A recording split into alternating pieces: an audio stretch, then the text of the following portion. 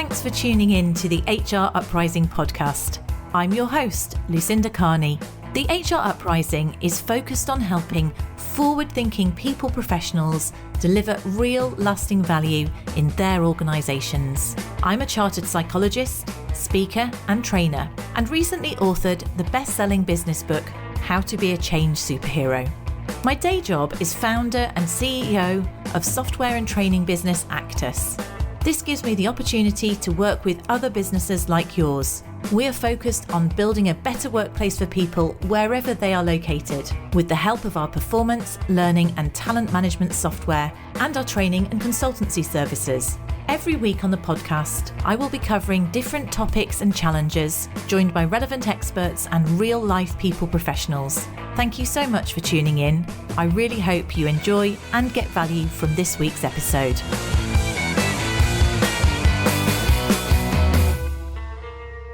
Hello and welcome to this week's HR Uprising podcast. And this week I'm talking to Sally Pritchett of Something Big, who has lots of hats that she's going to explain all around the comms area. And we're going to drill into the critical importance of employee communication and how we can make sure that we're doing a really good job there. So Sally, I'm delighted to have you with me today. Would you like to introduce yourself in terms of all the many different things that you do in this area? Thank you. Yes. And thanks for having me today. Yeah, I'm delighted. I mean, I think my main hat that I wear is I'm CEO of a creative comms agency where we make workplaces fairer, healthier and happier for all of the employees that they employ. And we do that through sort of strategic guidance of culture and comms to our clients. And I think that's something that I've done for the last 25 years. The other hats I'm wearing, I'm authoring a book at the moment, which I'm sure we'll talk about in a moment, called Overloaded. And that's specifically zooming in on this overwhelming noise and sort of over communication that we're doing in today's world. And that publishes next year. And then a slightly different hat that I wear, but it's very connected, is that I'm a co-chair of B Corp. And B Corp is a movement of businesses that are purpose-led, and they're really using business as a force for good. And what you find in these, I think there's about 5,000 or 6,000 of these businesses around the UK at the moment, is that they have really lent into their culture, to what they see as fair work, to the work of EDI. And so that also feels like a really great place to work in that space. So yeah, a few little different hats, but all very related.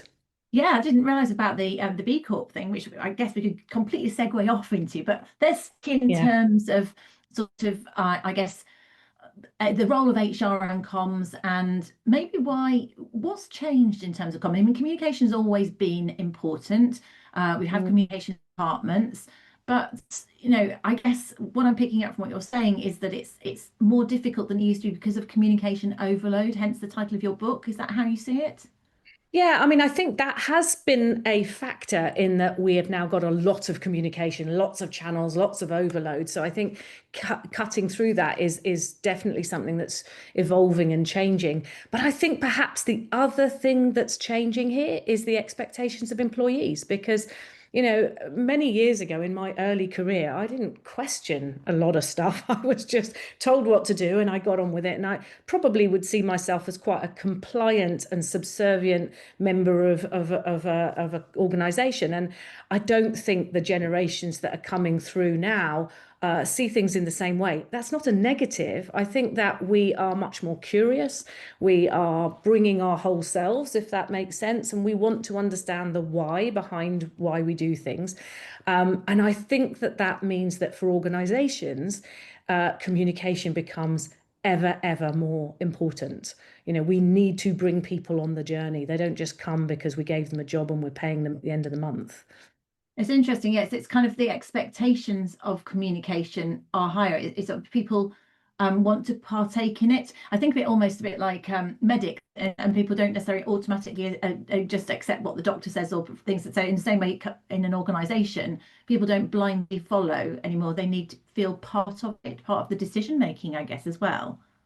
Absolutely. And I think this is also related to that overwhelm that I talk about because, we have access to so much more information than we ever had when I was young. If I had to look up something, I had to go to an actual encyclopedia.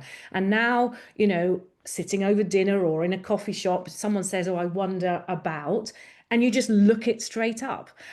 So I think we've become much hungrier in our whole lives for that information. And if that hadn't been forthcoming in the olden days of workplaces, perhaps we wouldn't have noticed. But I think now we really genuinely want to invest in the whole story.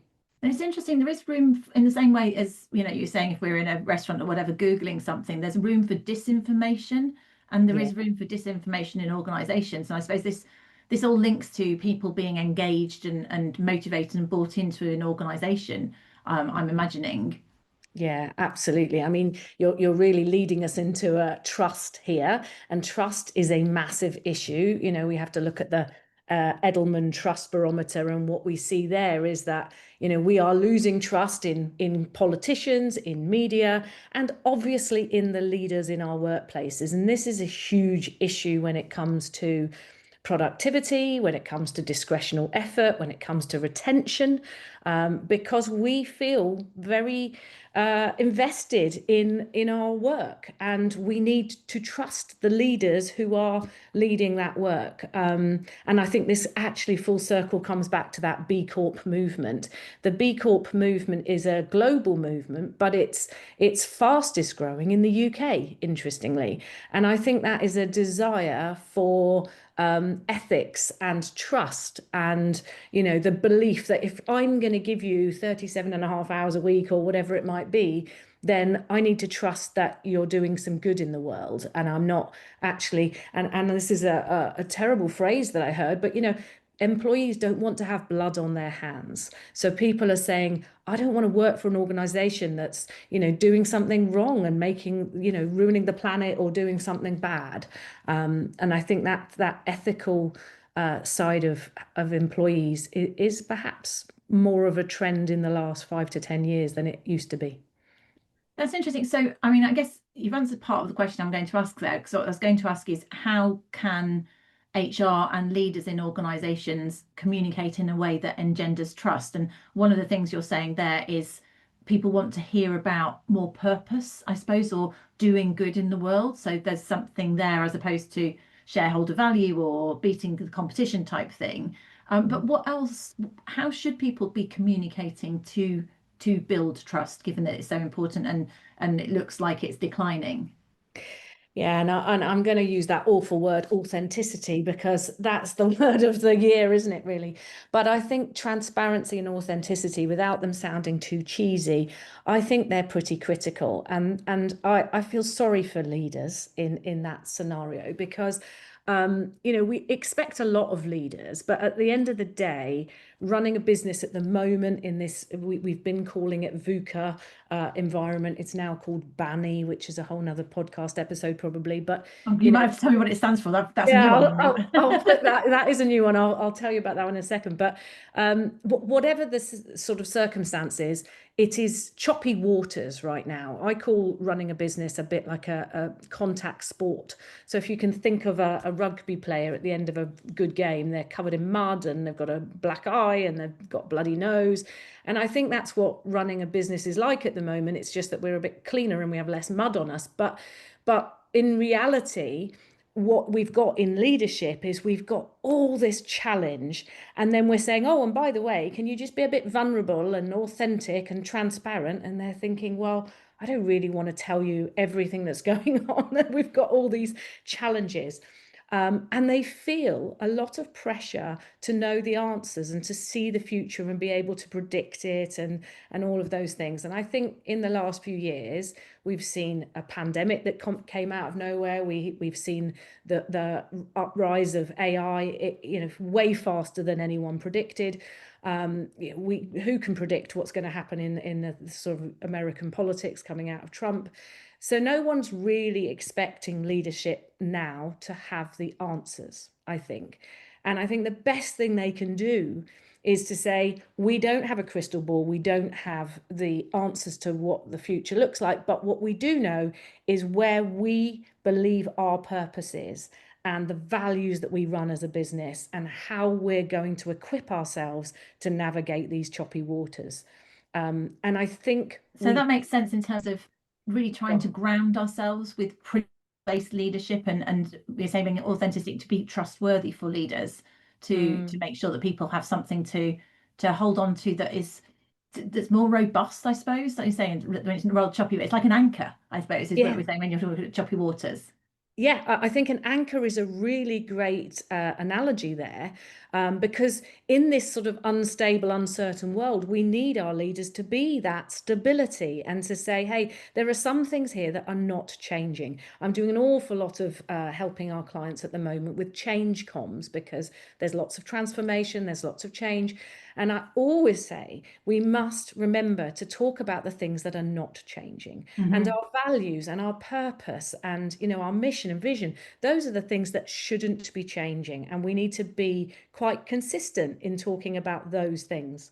I agree with that. I've done lots of comms on training, and that also alludes to your point about about training, about change. And I think it's really easy to focus on what's changing, but when actually like 95% of things are staying the same. So giving people that again, that anchor, that fix of what's not changing, what's staying the same, but also if there is a change coming, helping understand why, what's the purpose, what's the benefit, what's the rationale, so that they can buy into it or at least see why it's necessary. I think rather than just telling people we'll just do it, in the olden days to sort of get on with it.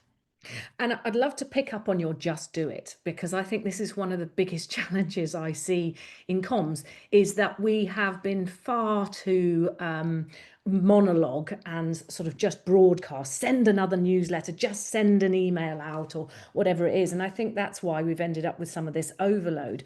But what we're not so good at is the dialogue, the two-way communication. And okay, we've done some employee opinion surveys and some are better at that than others, and some do pulse surveys a bit more regularly. But I think dialogue is genuine conversation rather than just sort of communication. And I think we just lean into the tell and use it a bit like a blunt tool. Why do you think people are nervous about the dialogue? I think they're nervous about what people are going to say back, or the fact they don't have answers for it, or something like that. Why is it more sort of output as opposed to two-way comms? Yeah, I actually do have a theory on this. I think partly people may be worried about the answer and they may say, oh, we don't want lots of different answers. If you've gotten 3,000 employees or something, you don't want 3,000 opinions. And I get that. And you probably feel like, oh, gosh, we can't keep everyone happy all the time. But I think more than that, often what the problem is we think we haven't got time. And if it's all right, I'm going to use an example of M&S recently. Now, I caveat this that I am not on the inside of M&S, so I don't know what the actual conversations were, and there may well have been some union talks. But M&S chose to. They've had a very difficult year financially. They've had their big cyber attack, and they've had to decide for commercial reasons to open on Boxing Day and not give people the Boxing Day off that they used to get. So it was a perk. And they've changed their policy and decided that they're not going to do that this year. Now, they may well have felt like this was not a dialogue that they could have had, and that they're really the only way to do this was to just update everyone. There you go. That's the solution. We've changed our policy for this year. Now, what has happened is that they've been called out by their staff. The staff are saying, look, this is a slap in the face. We've worked super hard for you this year because of all the problems we've had. And now you've taken away this perk. It's ended up in the news. They've been all over, the media, and they've had to do an awful lot of mopping up and probably dialogue in that second half. And you go, well, whatever time saving or collaboration they felt they were sort of missing out in the first half, where they thought, oh, let's just get this through, they've ended up with it. They've just pushed it down the line to media relations and perhaps a different team. And I just look at it and I think not only was it a missed opportunity for dialogue, but it was a missed opportunity to have a moment of uniting themselves with their team, because what they created was, we tell you this and now you feel like it's a slap in the face. Whereas what they could have said is, let's have an adult conversation. We are in we are in the crux of a difficult financial year. Unfortunately, we know that commercially we need to open on Boxing Day. Let's all do this together. And I think they could have ended up with a better result, if I'm honest. But apologies to anyone from M&S who's listening and says, wow, we tried that, because maybe they did. What a shame, isn't it? Yeah, because they've done so. And it has been a really, really difficult scenario. And you see people under pressure, but it sounds like they feel like it's been done to them. And that's hard when the goodwill runs out, or it feels like that's sort of something there, because you do really need in these difficult, it's difficult for every business, right? With costs going up and cyber attacks or whatever it might be, every business is finding it challenging. You need to take people with you and keep that goodwill, don't you? So that sounds like a real shame that is the case. I must admit, I didn't realize that was the case. It's the first I've heard of it. But so in terms of HR, if you're HR in M&S or somewhere else or anywhere like this, when you're having to deliver these kind of messages, it sounds like that perhaps didn't land well. It was perhaps people felt it was done to them. They weren't involved. It's hard to get dialogue going when things but are there any sort of top tips in terms of, if you're someone in an organization really trying to make people feel communicated, trying to take people with you despite pressures, what are your top tips? Yeah, that's a good question. I mean, I think first of all, one of the biggest things I see is a massive and growing since pandemic disconnect between the frontline staff and the sort of office workers that would have been office but now are maybe part working from home, etc. Now, there was always a disconnect between these two groups of the workforce, because there are inequities, so what's happening now is that widening gap of what feels like it's not fair, and I think there's a lot that can be done around this as well. One of the clients that we work with has a large construction workforce that are on site. And then they also obviously have all the support staff and whatever that are in offices and working from home. And when it came to flexibility, and the ability to work different hours, say for example, if you're working from home or maybe 4 days a week or whatever it is, that felt like an inequity for the frontliners who couldn't have that benefit, and they can't work from home. So place-based working is a challenge. So what we did with them is we reimagined flexibility, because it's not right to say, well, we can't extend any flexibility to frontline. It's just, we have to reimagine it and look at it in a different way. And one of the simple things that organizations can do is look at how people can swap shifts. If they want to say to a colleague, listen, can you take that shift for me if I take this one? And then we don't have to bother the supervisor, and as long as the shift is sorted, it can be fine.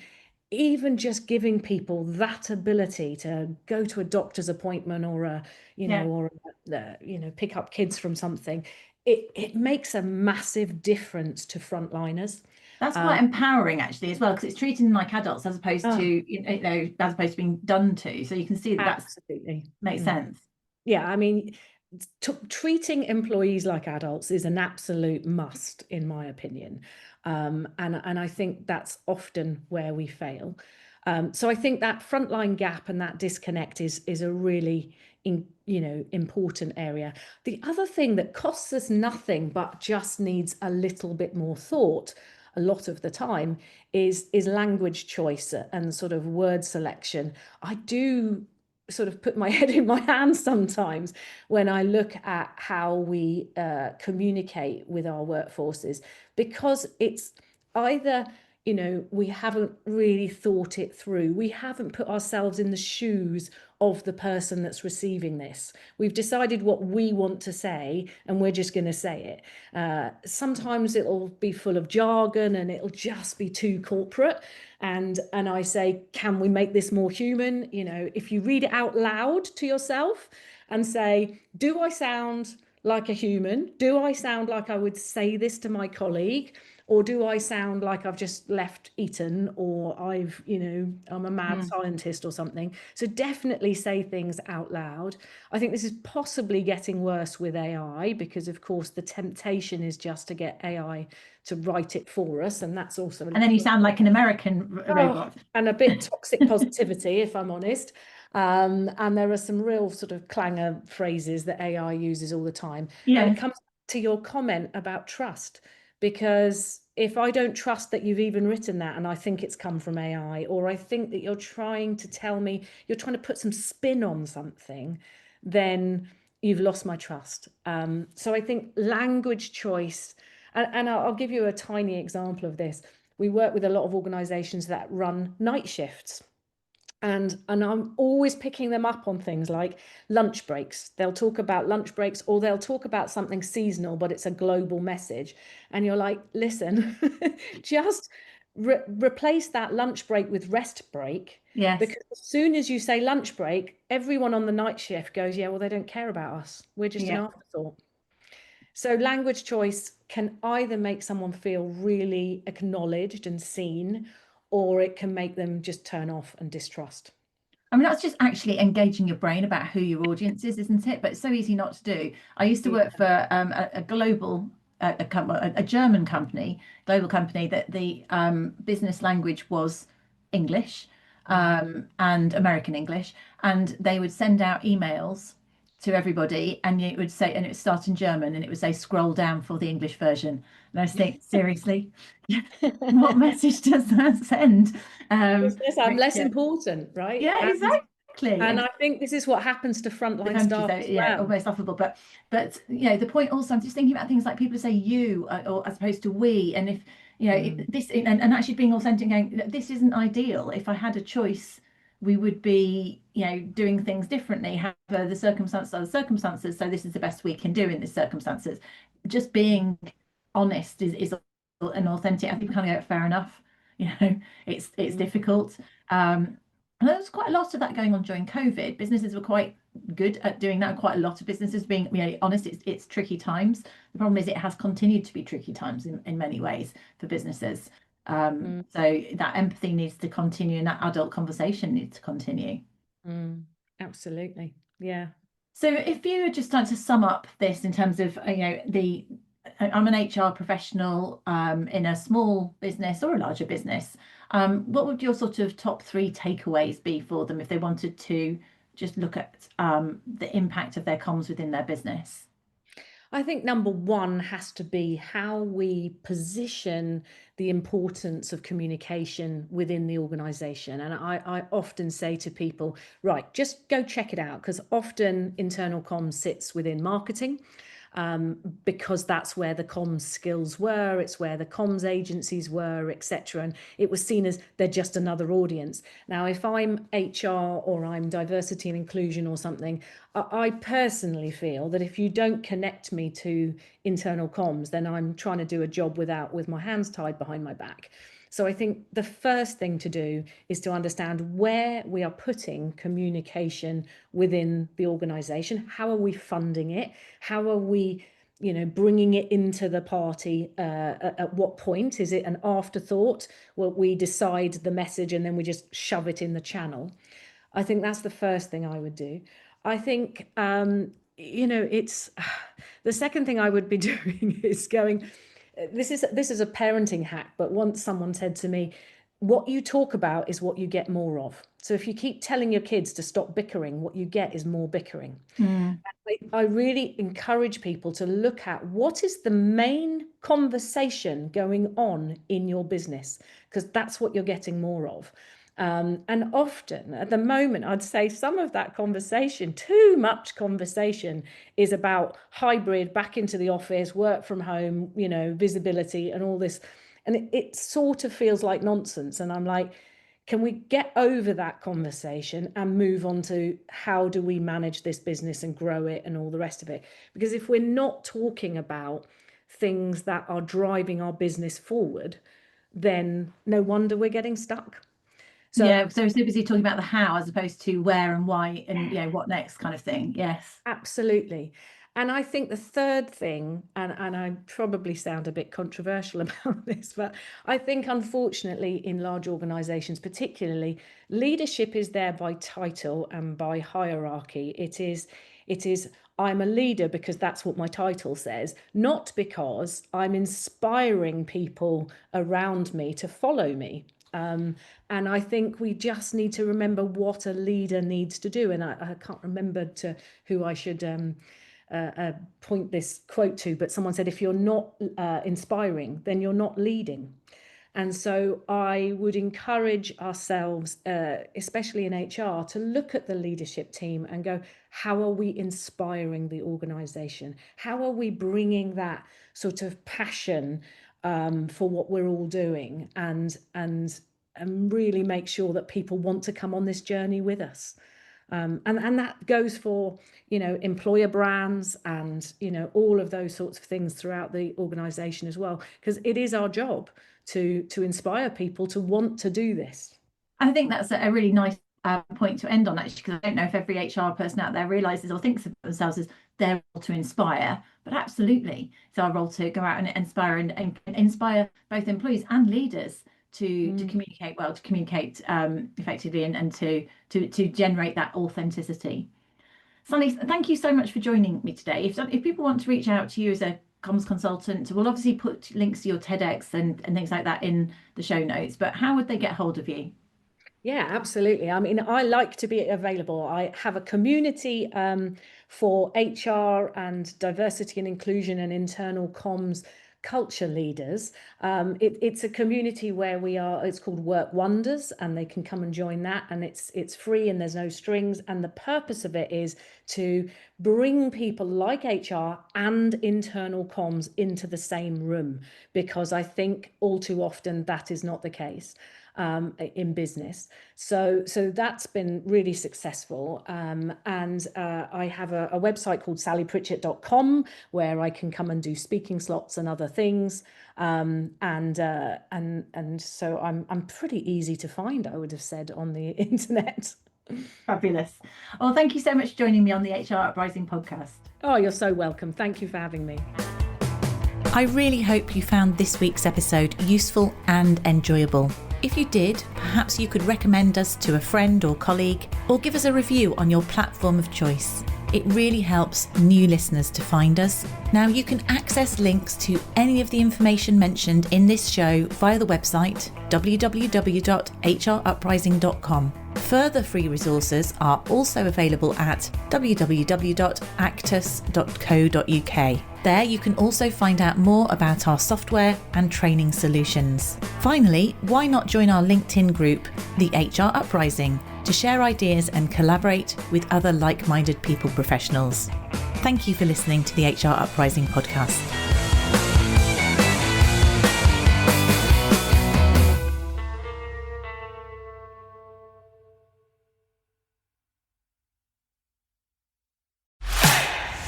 This episode was brought to you by Disruptive Media, helping bold entrepreneurs stand out through podcasting, video, and social content. Visit disruptivemedia.co.uk to learn more.